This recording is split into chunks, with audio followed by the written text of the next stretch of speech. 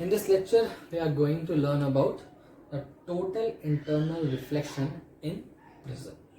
Okay, we already know what prism is. Now we are more concerned about three types of prism. Okay, my first prism will be like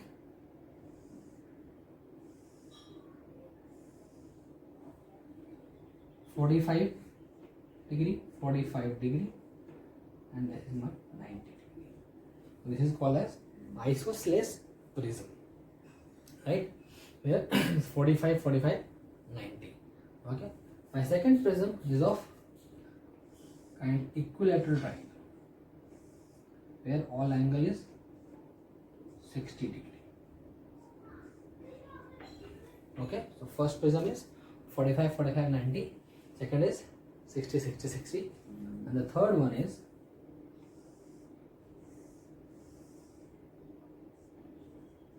30, 60, 90. Correct? So we will see, or we will study total internal reflection in these three prism and how we can use these three prism for different purposes. Okay. So let us understand first my first one, 45, 45, 90. So what is the use? The first use that you can understand is what? If I keep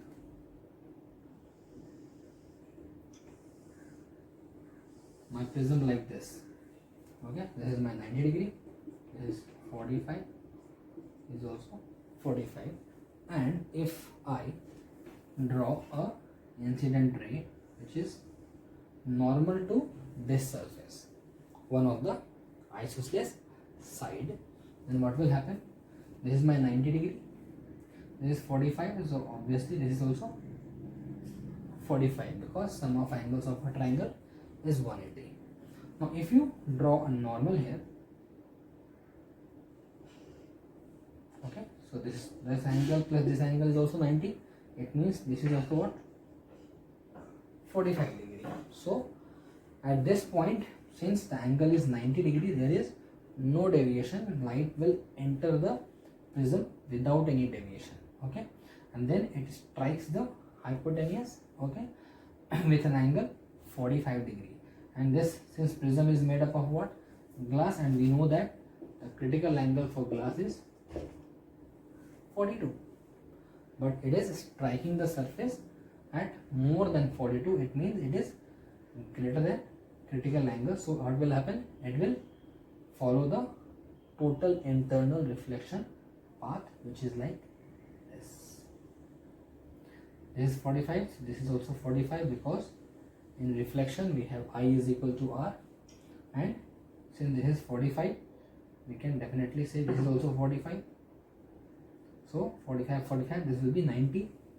So coming ray here and outgoing ray will be like this. So if you know, if you understand this, the deviation is what? The incident ray was going like horizontal but coming like downward vertical. So the deviation is 90 degree. So to deviate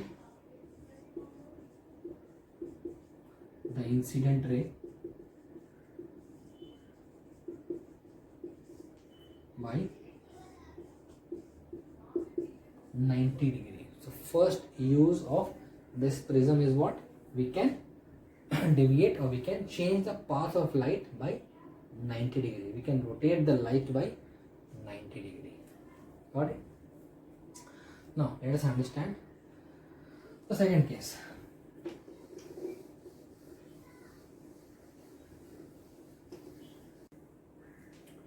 Okay, now let us take the second case. Okay, suppose just keep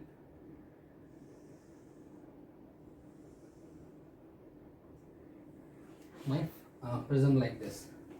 This is 45, this is 45, this is 90. Okay, in first case what we did, the light was entering into the isosceles phase. Now what we will do, we will just do this.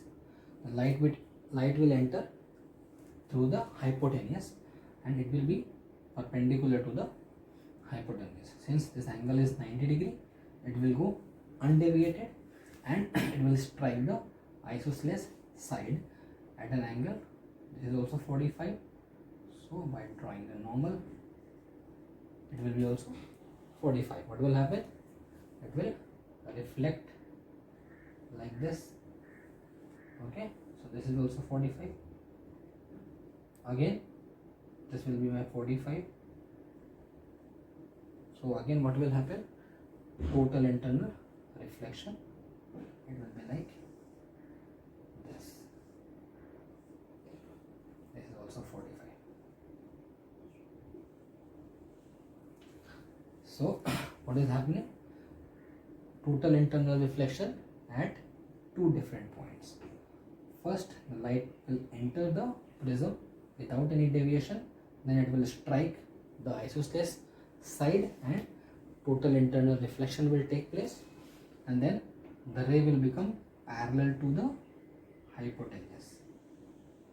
Okay, and then again it will strike the another side, and again total internal reflection will take place. Why? Because the angle is again 45 degree, so it will move like this. So what is happening? The light is coming back. So to deviate the incident ray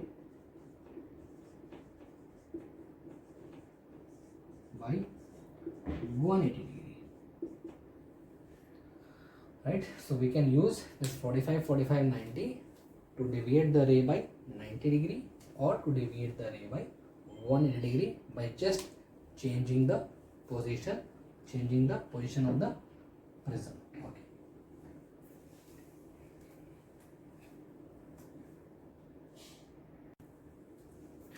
Now the third property of that 45, 45, 90 is like this. This is my 90, 45, 45. Okay. Suppose there is an object here. Let's do like this. We'll start. One ray will be like this, one ray will be like this. At this point, the refraction take place. Correct? This point also. So draw normal. These two lines will be parallel to each other. Okay. And then what will happen? If you draw normal here, it will strike at an angle which is more than the 45 critical angle. So what will happen? It will go like this. Similarly, it will go like this, and finally move like this. Okay, so if you see this ray going this way and coming, so the top ray is coming at the bottom and the bottom ray is coming at the top. So in this way we can invert, or we can get the correct image or the erected image of an inverted object or vice versa. So to just invert the object, we can use the prism like this. So these are the three uses of 45, 45, 90 degree prism.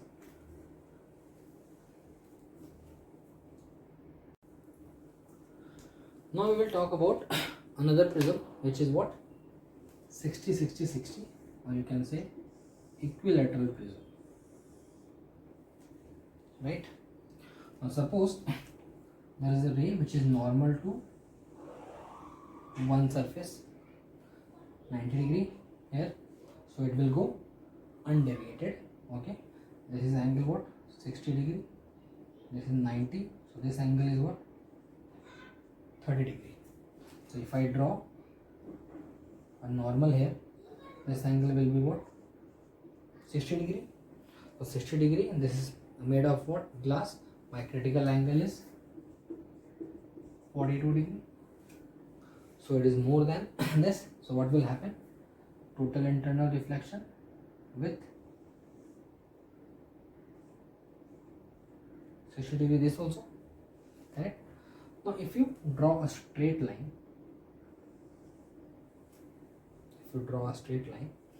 this whole angle was what? 180. So it was going like this, but when it enters a prism, it got deviated through this. Okay, so what is this angle? If this is 60, 60, 120, what is left here? 60 degree. So my ray got deviated by 60 degree. To deviate any ray by 60 degree, what we will use? We will use this 60, 60, 60 prism.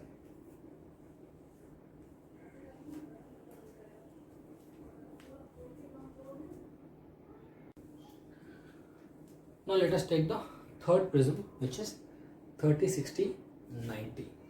In 30, 60, 90, we have three different kind of surfaces. In 45, 45, 90, what we had one hypotenuse and two equal sides. In 60, 60, 60, all sides were equal. But in 30, 60, 90, we have three different sides.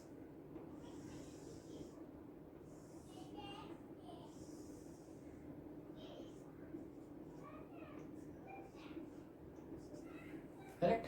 Now let us take one by one all the surfaces. Okay, suppose if we start by this, if my ray is coming normal to this surface, it means this is 90, so it will go undeviated from this surface and it will strike the hypotenuse here at an angle which is what? This will be 60, so this will be what? 30. Now 30 degree is less than my critical angle. So what will happen? It's just a normal refraction. There will be no total internal reflection here.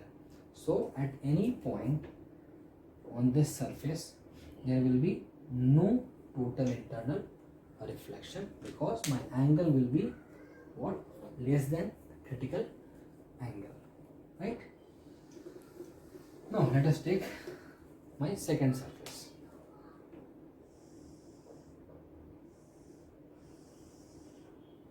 Okay, suppose the ray will enter like this, 90 degree with no deviation, and it will strike the surface.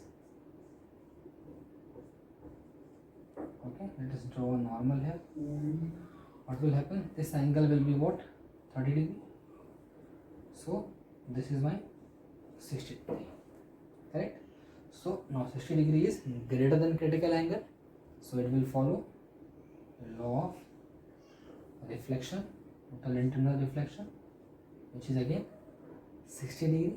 And if you draw normal here, okay, so let us understand what is happening here. If this is 30, this is 60, and hence this is 120, correct? This is 60, it means what? This is 30. So 120, 30, what is left here is again 30. So at this point, my angle of incidence is 30 degree, right? Now it will go away from the normal. So this angle is greater than 30 degree because my angle R will be greater than angle I. Okay, so my incident ray was going upward, or you can say this, right, parallel to each other, and my refracted ray is going in this direction with this angle. This angle is greater than 30, so this angle will be less than 60 because sum of two angle will be 90.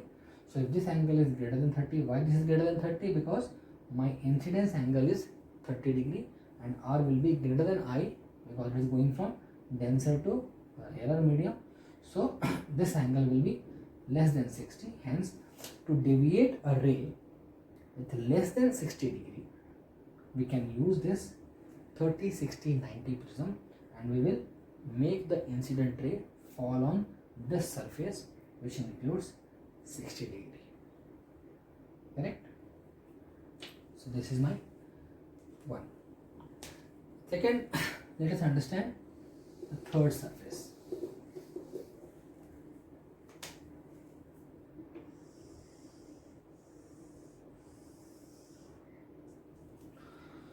Now for third surface, we have two areas.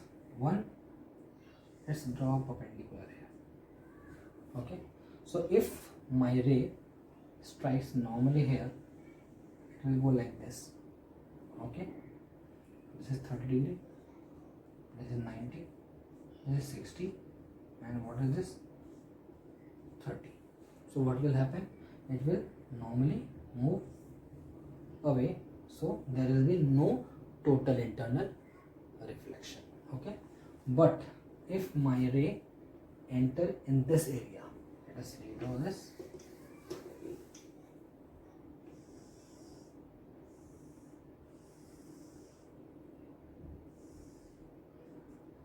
Suppose my ray enter in this area, so at first point it will go undeviated. Okay, and at this point if you draw normal, this is 60 degree, so this will be 30, this will be what? 60, which is more than the critical angle. So what will happen? It will go like this, 60 degree, this is 30, this is 60, this will be again 30, and it will move greater than 30 degree angle. Now let us understand how much the deviation has happened. The ray was going like this, okay, but finally it is going like this. Now let us understand this, that if it goes, this angle between this ray and this face is vertically opposite angle, we can say this is what? 30 degree. Okay, and this ray is normal to this ray, and this angle is what? More than 30 degree. So we can say that the deviation is 30 plus this angle, which is more than 30. So the deviation is greater than 60 degree. In the first case, what we had done, the deviation was less than 60 degree. In this case, the deviation is more than 60. Okay, so we have learned how to deviate a ray with 90 degree using 45-45-90 prism, with 180 degree using the same prism, using with 60 degree using the 60 degree prism, and less than 60, more than 60 by using 30-60-90 prism.